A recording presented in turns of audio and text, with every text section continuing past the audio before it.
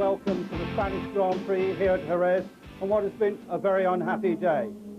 A few hours ago, Martin Donnelly had a huge accident and the car, his Lotus, literally exploded as it went into the barrier at 160 miles an hour. Martin was thrown out and it looked as if the worst had happened. But John Watson has some more news. Yes, Andrew. Well, it was an awful accident, I think one of the worst we've seen in Formula One for a very long time.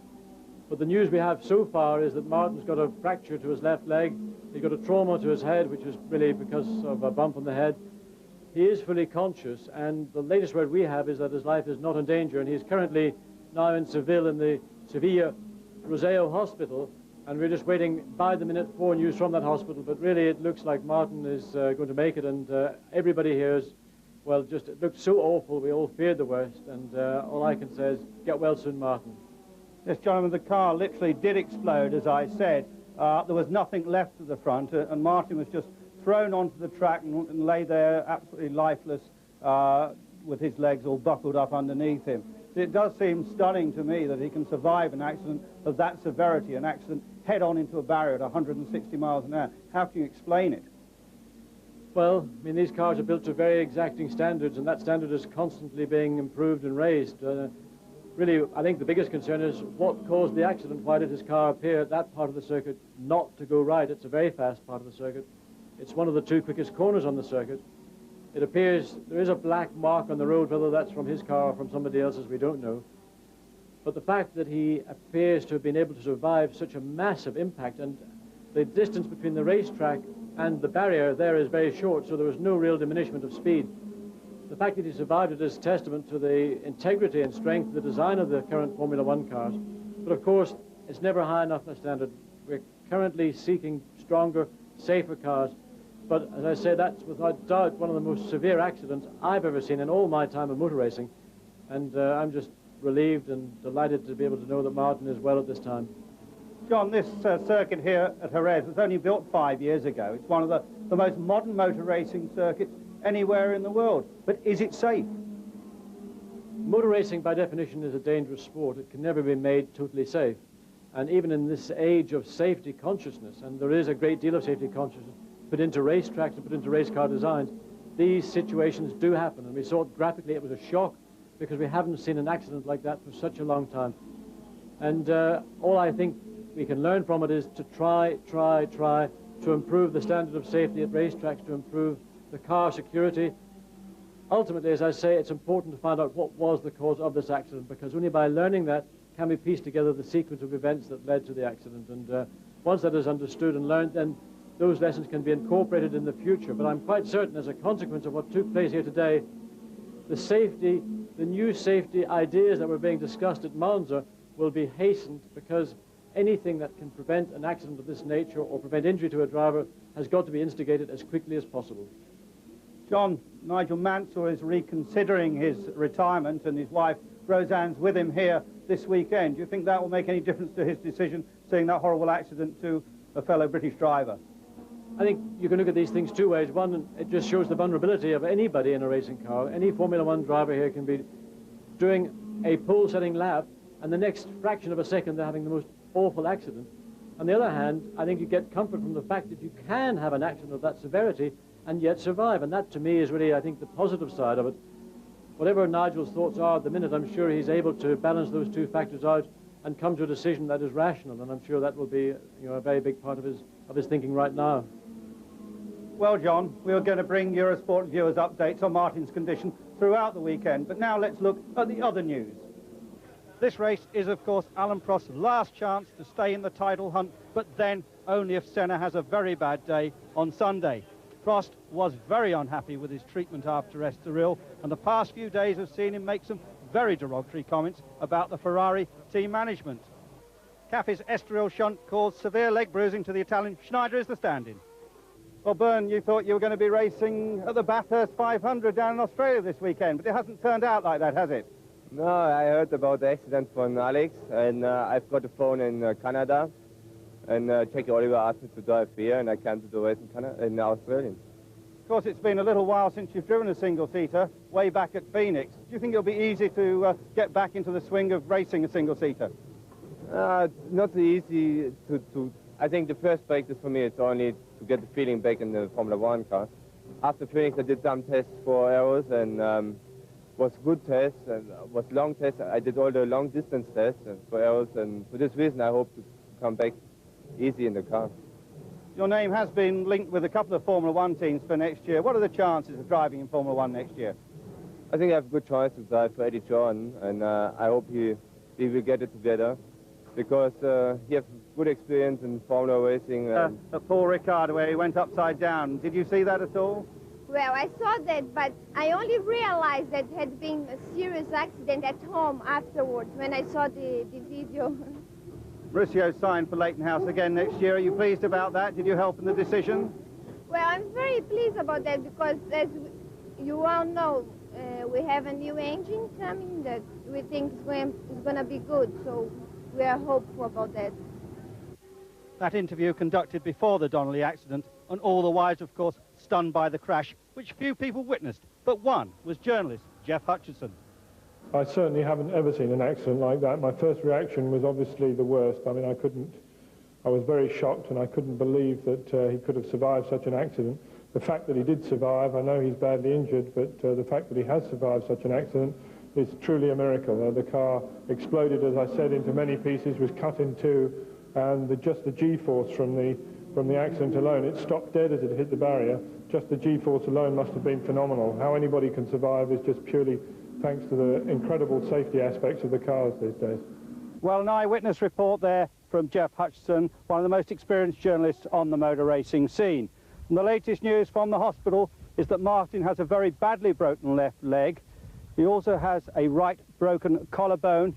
He may have a fractured skull. We're waiting for final confirmation on that. But he is fully conscious, he is talking, and we're hoping for a full recovery. Well, we're going to a break now. We'll be back with all the latest news on qualifying in just a couple of moments. Well, the qualifying session was 20 minutes old before any really quick times came. Jean Alesi was provisionally on the pole after the first 20 minutes, but then this man, Ayrton Senna, was going to see about that. Senna looking for his 50th pole position. Of course, this could be one of the most important pole positions for Senna, because it's so important here at Jerez to be on the front row of the grid. The nature of the racetrack makes it very difficult indeed to pass, and with the competition as tight as it is at the top, he who is at the top stands the best chance of being there at the finish. And of course, Senna wants to wrap up the championship here in Spain, not to have it drag on to Japan or Australia. Well, Alesi out again, initially fastest, and Senna going out. And you can see the fresh tyres on Senna's of those stickers, transportation stickers.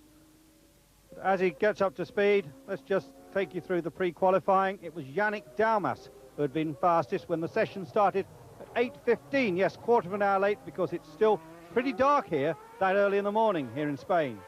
Second fastest, Gabriel Tarquini, so AGS's first and second, Grillard third, and then Gasho just edged out Roberto Moreno, and Langes and Giacomelli again failing to pre-qualify.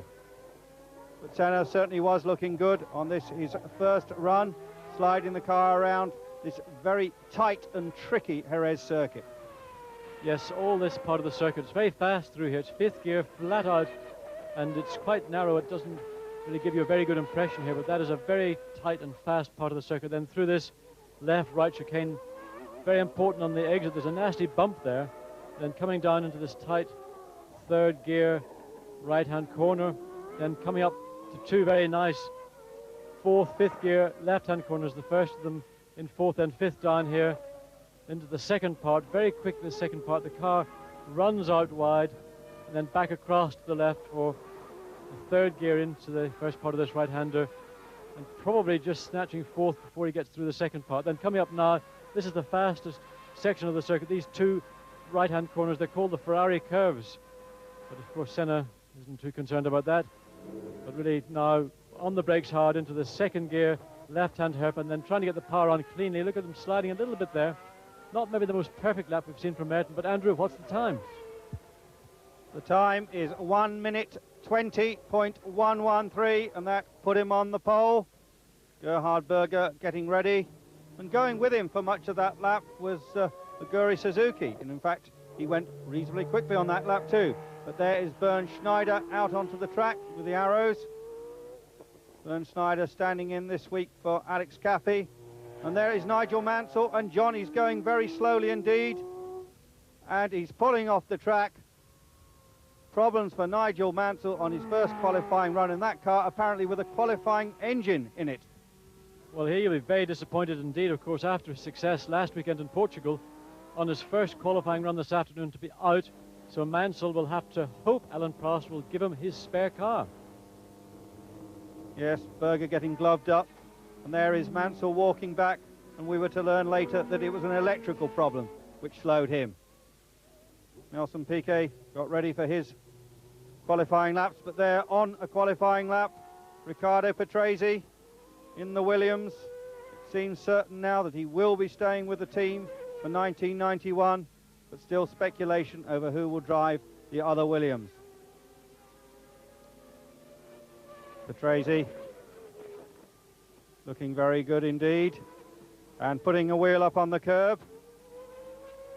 This Jerez track, very much in the south of Spain, close to Gibraltar, close to Cadiz, and still very warm down here. Temperatures are well up into the 80s during qualifying, and quite a lot of the cars sliding around. Patrese coming towards the start-finish line, and he stops the watches at 1:21.737, so Patrese goes third. Now let's ride with Gerhard Berger in the second of the two McLaren Hondas. And Gerhard, a man who likes to use all the curbings. There you see it again, John. What's your comment on this? Does it hurt the car? I think they're looking for extra inches on the track, try and get the car a little bit closer into the apex of the corner. These curbs they're very serrated, they're very unpleasant to put a wheel across.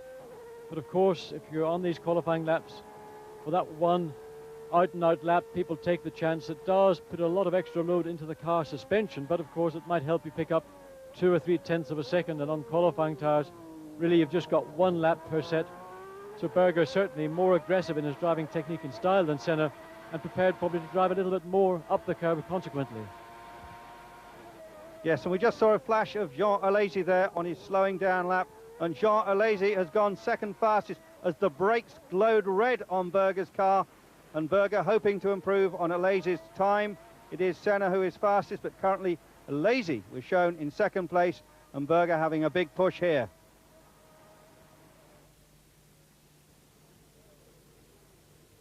Through that left-hander, throwing up a bit of dust and sliding as he comes onto the pit straight. And Gerhard Berger stopped the clocks at 1:20.250, and that was third spot. Next man out on the track was Derek Warwick in the V12 Lamborghini-powered Lotus, and what could he do about it? Meanwhile, Prost was already on a quick lap, and here is Alain Prost towards the end of the lap, coming towards the start-finish line. Showers of sparks, and Prost 1:20.026, fastest so far. So Alain Prost keeping his World Championship hopes alive.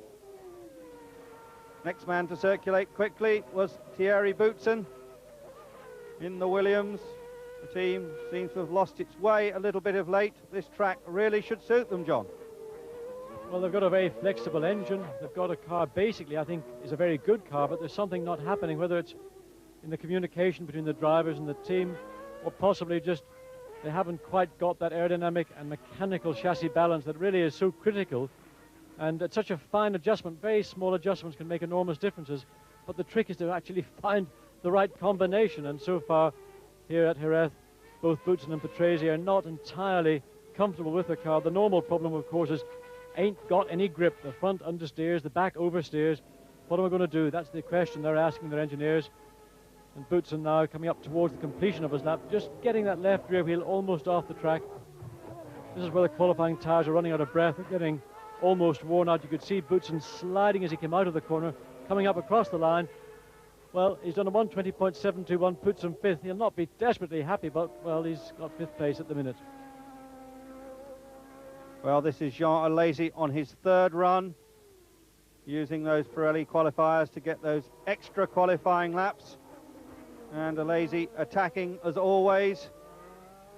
a young man from Avignon now with that signature firmly on the Ferrari contract. And John starting to throw the car around a little bit, just his sort of circuit with this car. Yes, and there's his teammate for 1991, Alain Prost. I don't think Alain's entirely enamored with having Alesi in the team, because the way this guy drives, I mean, he's such an exciting man to watch on the racetrack. And of course, this Tyrrell Ford with the Pirelli tyres and that little V8 Cosworth engine in the back, probably an ideal package for this kind of circuit.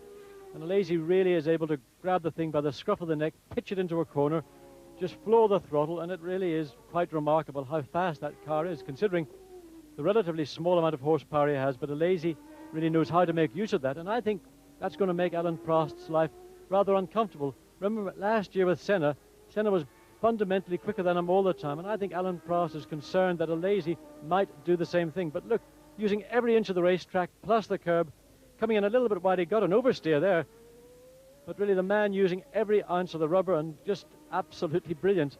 And he's done a 19.923. That is stunning. Pole position, Andrew. Pole position with that Cosworth engine, a 23-year-old design. So Jean Alesi writing the headlines.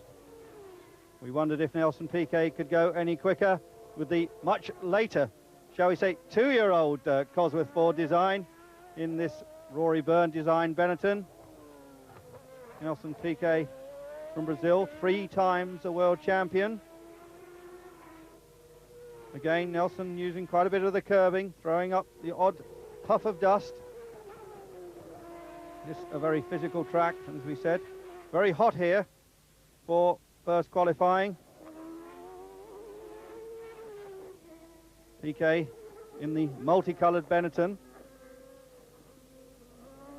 And there, a nice aerial shot from the helicopter. Gives you some idea of this circuit.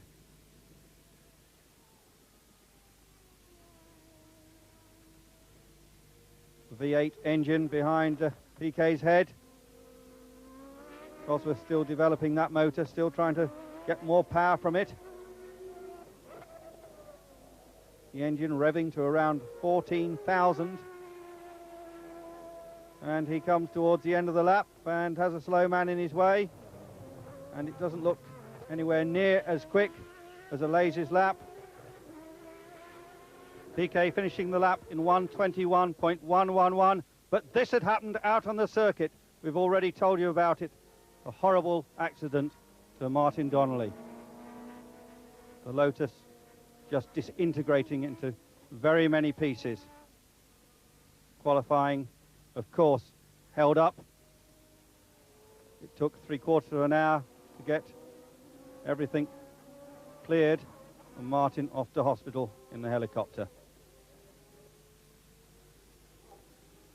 The restart of qualifying, several cars ready to go out. That's David Brabham, not yet qualified.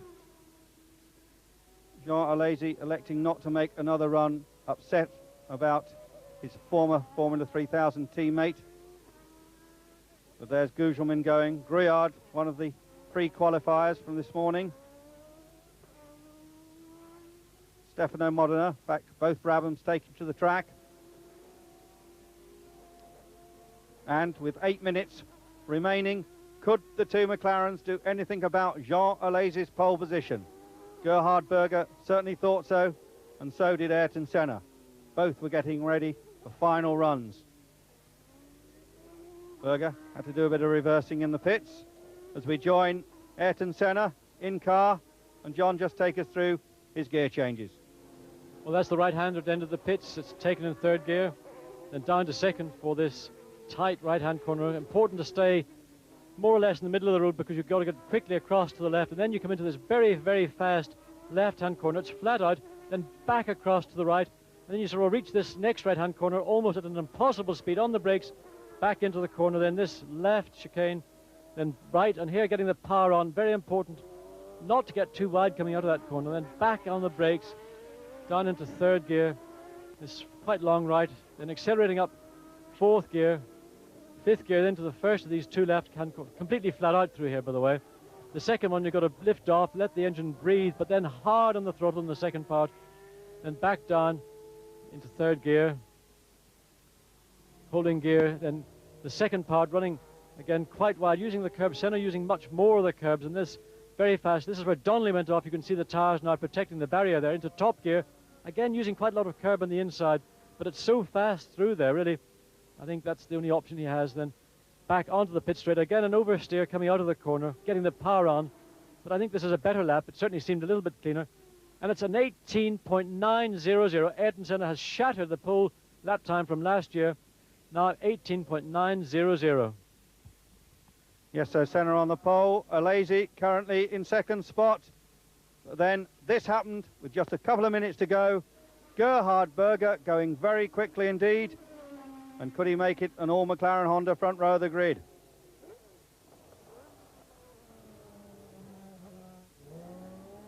Berger, the Austrian, had a good first season with McLaren, but yet to win a race. Will Sunday be his day?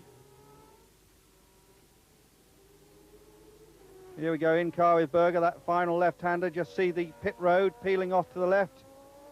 And Berger getting it on the curves. Look at that vibration. And Berger stops the clocks at 1:19.643. And yes, it is indeed an all McLaren Honda front row of the grid. But there was still Alain Prost to come. What could he do? We go in car with Prost. And Prost here following the arrow stand-in. Bernd Schneider. Chasing Schneider here. Schneider in the middle of the corner. Gets a bit out of shape. And out of shape. And Prost hits him. Prost hits him with the front nose of the car. And slows right down. Schneider seemed to be speeded up by that incident. Well, that was the final act of qualifying. Prost unable to improve. So let's look at the grid. Senna first, 1:18.9 exactly. Second fastest, Gerhard Berger, 1:19.643. On row 2, Jean Alesi, 19.923. In fourth spot, Alain Prost. We'll have Alesi as a teammate next year. Prost, 20.026. Then in fifth and sixth spot, two Williams Renaults of Patrese and Boutsen. In seventh place after that big problem, Nigel Mansell did get out in the spare car incidentally, but he did a 1:21.005 in that car. 8th Nelson Piquet, 21.111. 9th Nannini, 21.383. And rounding out the top 10, Aguri Suzuki, 1:21.740.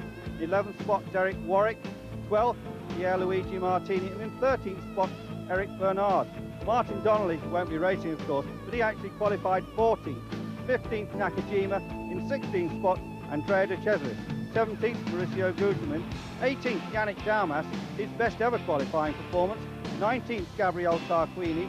20th, Nicola Larini. In 21st position, it's Emanuele Pirro.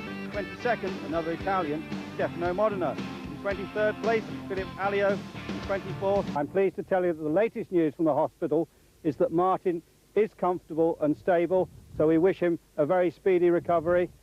But from John and myself, it's goodbye from a very hectic Jerez.